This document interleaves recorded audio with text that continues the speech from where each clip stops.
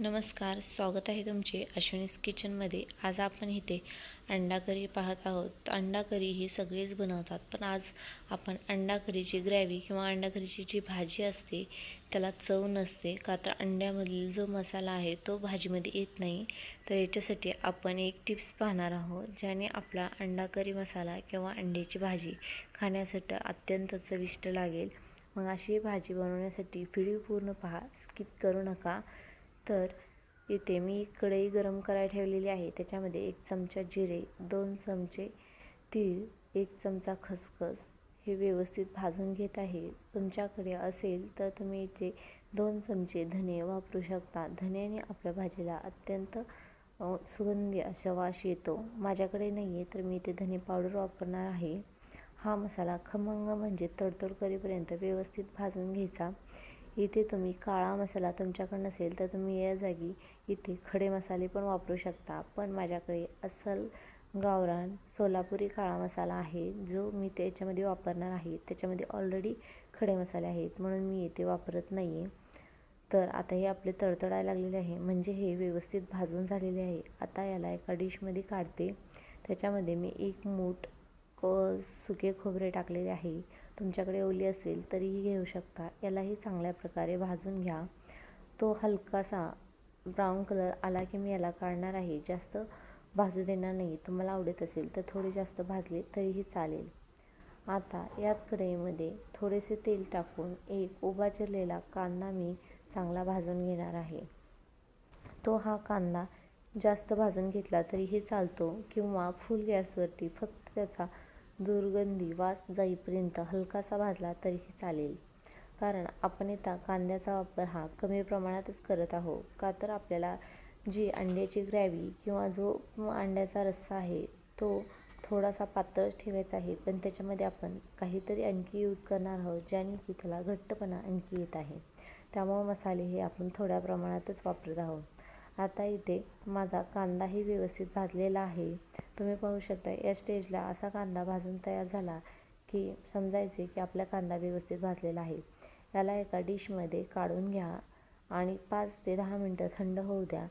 आता इथे माझे मिश्रण काढून व्यवस्थित थंड झालेले आहे। मी एका मिक्सर जारमध्ये टाकून त्याला व्यवस्थित बारीक करून घेते, पण त्याच्यासाठी मिक्सर जारमध्ये 10-12 लसणाच्या पाकळ्या, 1 इंच अद्रक आणि खूप सारी कोथिंबीर टाकून घेतलेली आहे। याच्या जागी तुम्ही आणखी 1-2 हिरव्या मिरच्या पण वापरू शकता। इथे आपला मसाला बनवून बारीक आहे। तर आता मी तुम्हाला दाखवते। इथं मी 5 अंडी घेतलेली आहेत।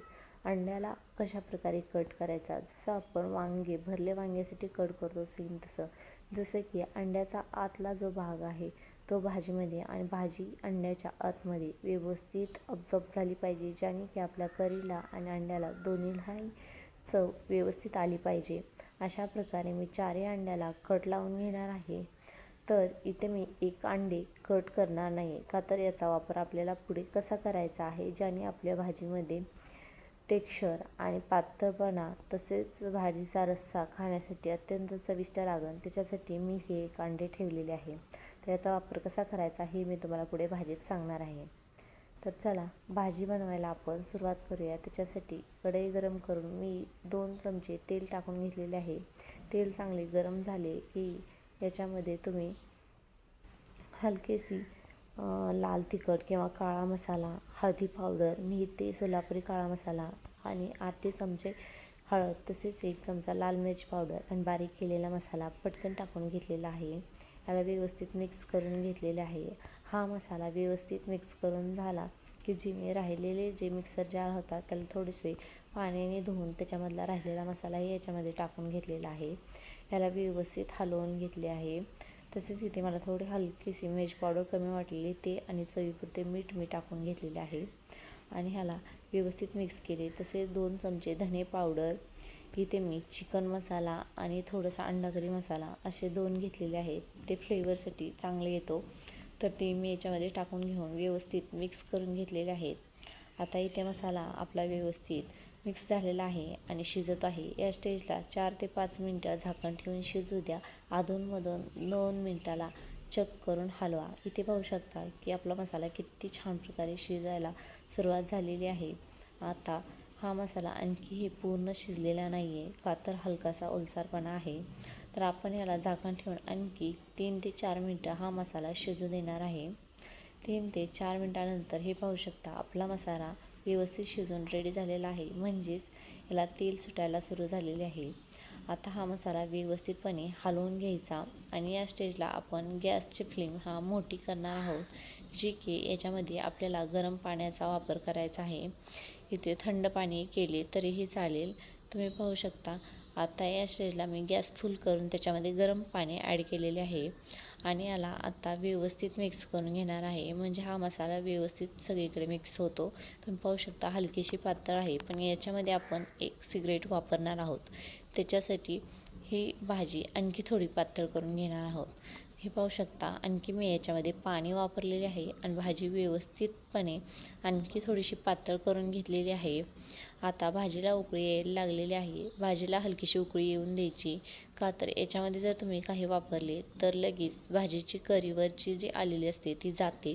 तर ह्याला थोडीशी उकळी येऊन याला व्यवस्थित करी येऊ द्या. आता मी जे सांगितलेलं तसे एक अंडा राहिलेला तो घेतलेला आहे, त्याच्यासाठी एक छोटीशी खिसणी घेतलेली आहे.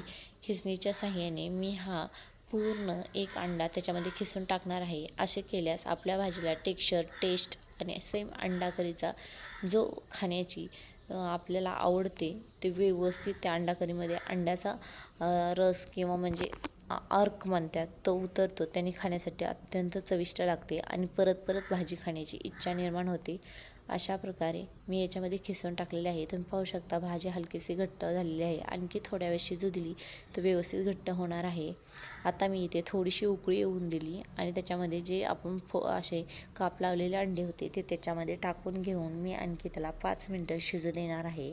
असे केल्यास आपल्या भाजीला टेक्स्चर व ग्रेव्ही अत्यंत व्यवस्थित होते आणि त्याच्यामुळं मसाला सुंदर असा होतो. चवीपुरते मीठ टाकून घेतलेले आहे. मिठाचा वापर आपण अगोदरही केला होता, त्यामुळं आपल्या टेस्टनुसार टाकून घ्यावी. इथे 5 मिनटं भाजी उकळल्यानंतर तुम्ही पाहू शकता भाजी किती सुंदर दिसत आहे.